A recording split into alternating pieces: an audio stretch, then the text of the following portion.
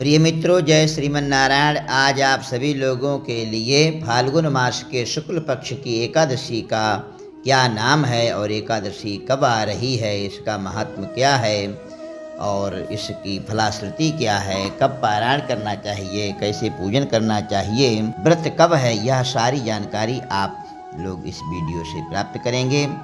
प्रिय मित्रों, फाल्गुन मास के शुक्ल पक्ष की एकादशी 20 मार्च के लिए अर्थात बुधवार के लिए है और इसमें पुख्य नक्षत्र है। बड़ा ही सुंदर संयोग है।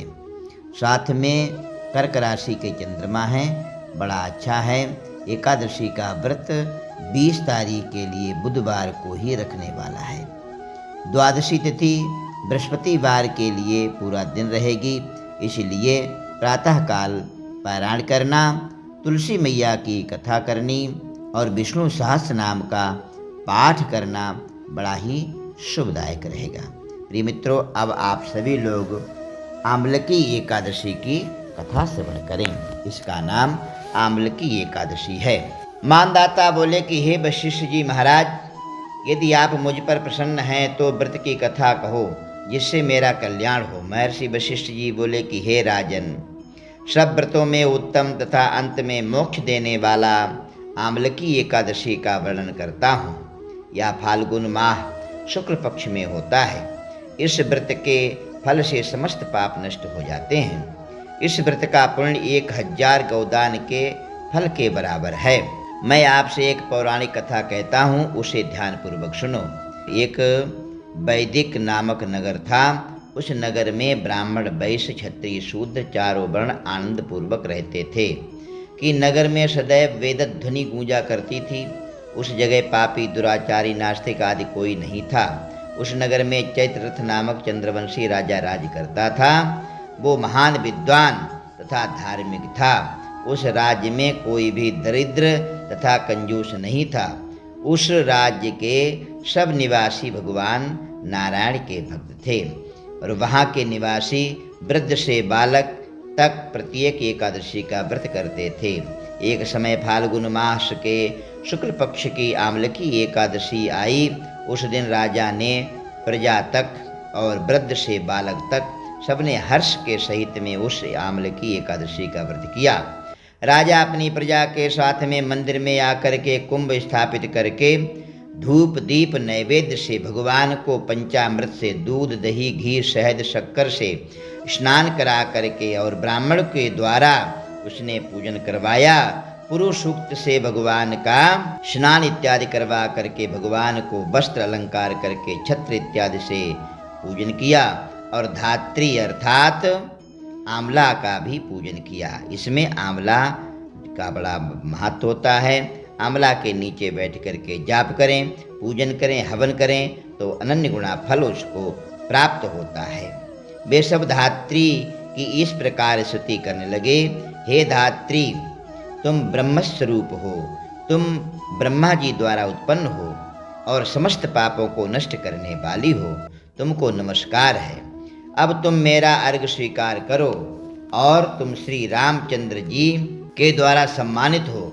मैं आपकी प्रार्थना करता हूँ, मेरे समस्त पापों का हरण करो। उस देवालय में रात्रि को सबने जागरण किया। रात्रि के समय उस जगह एक बहेलिया आया। वो महापापी था, दुराचारी था। अपने कुटुंब का पालन वह जीव हिंसा करके करता था। वो भूख प्यास से अत्यंत व्याकुल था।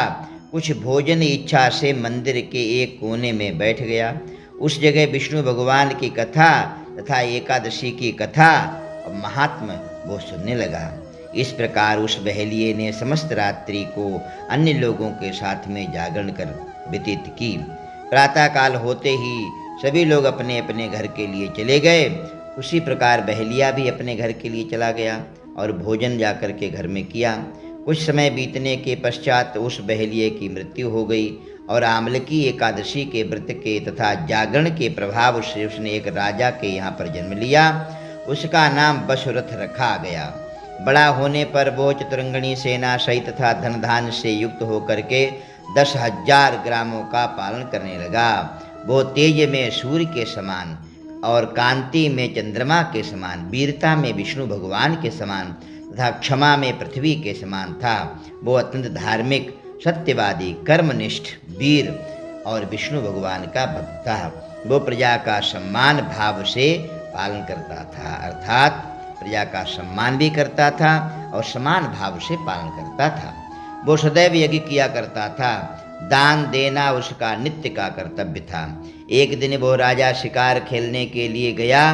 देव योग से वन में वो रास्ता भूल गया और दिशा ज्ञान ना होने के कारण उसी वन में एक वृक्ष के नीचे सो गया। उसी समय पहाड़ी डाकू वहां आए और राजा को अकेला देख करके उस पर मारो मारो का शब्द करके टूट पड़े। वो डाकू कहने लगे कि इस दुष्ट राजा ने हमारे माता पिता, पुत्र पौत्र आदि संबंधियों को मारा है तथा देश से निकाल दिया, अतः इसे अब अवश्य मारना चाहिए। ऐसा कहकर के वो डाकू राजा को मारने लगे और उस पर अस्त्र शस्त्र का प्रहार करने लगे। उनके अस्त्र शस्त्र राजा के शरीर पर गिरते ही नष्ट हो जाते और राजा को पुष्पों के समान प्रतीत होते थे। उन डाकुओं के अस्त्र शस्त्र उस पर पड़ते ही उल्टा उन्हीं के ऊपर प्रहार करने लगे, जिससे वे सब मूर्छित हो गए। उस समय राजा के शरीर से एक दिव्य देवी प्रकट हुई। वो देवी अत्यंत सुंदर थी तथा सुंदर वस्त्र अलंकार से आभूषित थी। उसकी भृगुटी टेढ़ी थी। उसकी आंखों से लाल लाल अग्नि निकल रही थी। वह उस समय दूसरे काल के समान प्रतीत होती थी।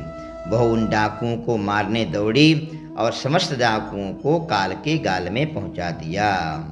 वो और कोई नहीं, वो एकादशी महारानी थी। जब राजा जगा तब उन डाकुओं को मरा हुआ देख करके सोचने लगा कि इन शत्रुओं को किसने मारा है, मेरा इस वन में कौन हितैषी रहता है। जब राजा ऐसा सोच विचार कर रहा था तभी आकाशवाणी हुई, हे राजन, इस संसार में जगत पिता पूर्ण पर ब्रह्म परमात्मा नारायण के सिवाय और तुम्हारी रक्षा कौन कर सकता है। इस आकाशवाणी को सुनकर के राजा अपने नगर को वापस आ गया और सुखपूर्वक राज करने लगा। महर्षि वशिष्ठ जी बोले कि हे राजन, यह सब आम्लकी एकादशी के व्रत का प्रभाव था। जो मनुष्य एक आम्लकी एकादशी का व्रत करते हैं वे प्रत्येक कार्य में सफल होते हैं और अंत में भगवान विष्णु धाम के लिए जाते हैं। बोलो एकादशी महारानी की जय। प्रिय मित्रों, आप सभी लोगों ने एकादशी का व्रत कथा श्रवण की। द्वादशी के लिए तुलसी मैया की कथा श्रवण करें और ब्राह्मण के लिए भोजन कराएं। विष्णु सहस्त्र नाम का पाठ करें। जय श्रीमन नारायण।